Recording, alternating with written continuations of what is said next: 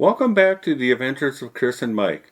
In this episode, we're going to be visiting the historic Fort Meade Museum in Sturgis, South Dakota. Join us now as my good friend Chuck Rambo takes us on a tour of the historic Fort Meade Museum. The 8th Cavalry were here yet in 1892 when they got a new commander. 1892, the commander is a colonel by the name of Caleb Carleton. When Caleb Carleton's wife arrived from Pennsylvania, Sadie suggested that perhaps there should be a little bit more ceremony when the flag comes down each evening.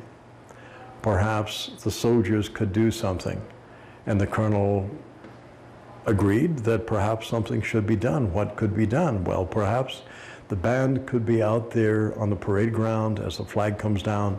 The band could play some music and some martial music. And that was a good idea, but what music would be appropriate? And they discussed the possibilities and mutually agreed that the Star-Spangled Banner was written under very unique circumstances by Francis Scott Key in 1814 at Fort McHenry, just outside of Baltimore, Maryland. And so Colonel Carleton in 1892 ordered his troops to play the Star-Spangled Banner, ordered his troops to stand at attention, suggested that civilians on the post should remove their hats, and the troops would stand at attention as the flag came down.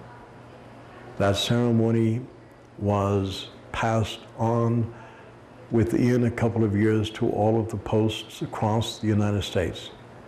The Department of the Army, the Secretary of the Army, ordered all of the posts to follow that procedure. And by the 1930s, as the Great Depression is beginning to come, as it becomes obvious we need a little bit more of an attitude or a spirit of patriotism, the government realized we're one of the few countries that as yet does not have an anthem for our country.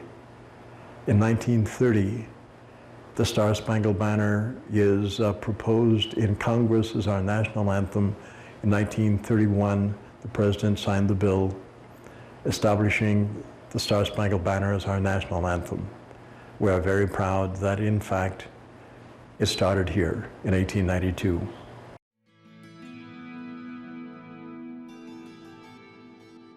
Stay tuned for more episodes of the Adventures of Chris and Mike as we continue our tour with Chuck Rambo at the historic Fort Meade Museum. And please subscribe to my channel.